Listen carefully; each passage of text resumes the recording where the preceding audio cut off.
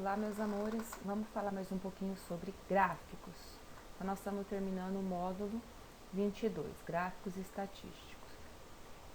Eu vou também dar uma avançadinha um pouquinho no gráfico do módulo 23, mas bem rapidinho, só para a gente usar o mesmo PowerPoint, ok?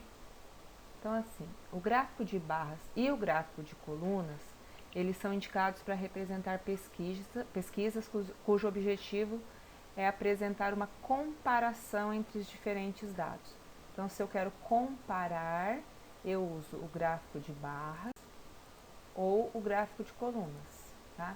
Qual que é a diferença no desenho deles? Aqui as barras ficam na vertical, tá? Colunas, ok? As colunas são nas verticais aqui. Depois nós estudamos um pouquinho sobre os gráficos de setores, né?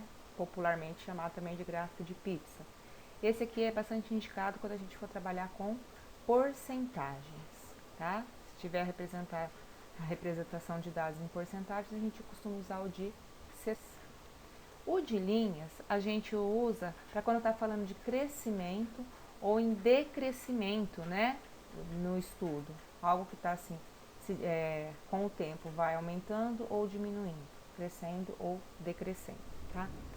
Temos, que a gente vai estudar no próximo módulo, o infográfico. O infográfico é uma ferramenta que a gente usa para deixar a informação mais atrativa e mais fácil, né, mais rápida de compreender. Então a gente usa de alguns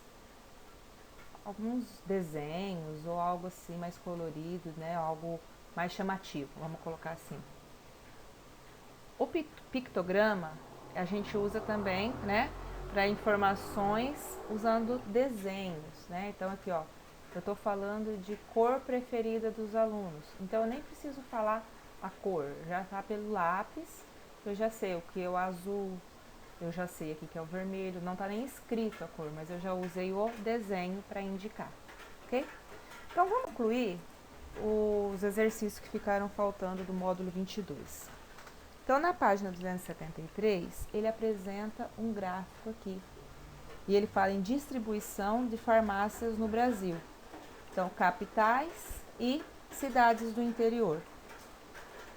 No exercício 7, ele nos pergunta: você acha que um gráfico de linhas representaria melhor essa informação? A gente não está comparando crescimento ou decrescimento, né? A gente só está comparando interior e capital. Então, não, tá? A gente está uma separação de categoria, não evolução no tempo.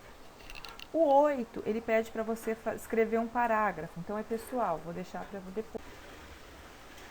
Cadê o fiz? Aqui. O que ele está pedindo aqui nesses dois gráficos? Para a gente analisar. Tá? O Pedro não estava obtendo um bom rendimento na escola. Com o auxílio de sua mãe, resolveu construir um gráfico para organizar o tempo das atividades diárias. Abaixo podemos observar os gráficos de antes e depois do ajuste feito de acordo com a mãe do Pedro. Então, o que a mãe do Pedro fez com ele? Observa essa parte, esse laranjinha aqui mais escuro, né? Onde está escrito estudo em casa. Ele aumenta depois que a mãe faz o ajuste. E o que está em cinza? É o videogame. Ele diminui, tá? Então, alternativa B, ela alterou a quantidade de horas dedicadas ao estudo em casa e de jogar videogame, certo? Agora o 4. Eu tenho dois gráficos aqui no 4 falando sobre a Covid. O primeiro são os casos na China e o segundo são os casos fora da China. Então, sobre os dados apresentados, é correto afirmar que no dia 27/2 havia aproximadamente 80 mil casos na China. Então, alternativa C. Anjinhos, espero que vocês façam essas anotações na apostila. Lembrando que isso nos ajudará para o ano que vem, ok? Beijão, fiquem com Deus, até a próxima.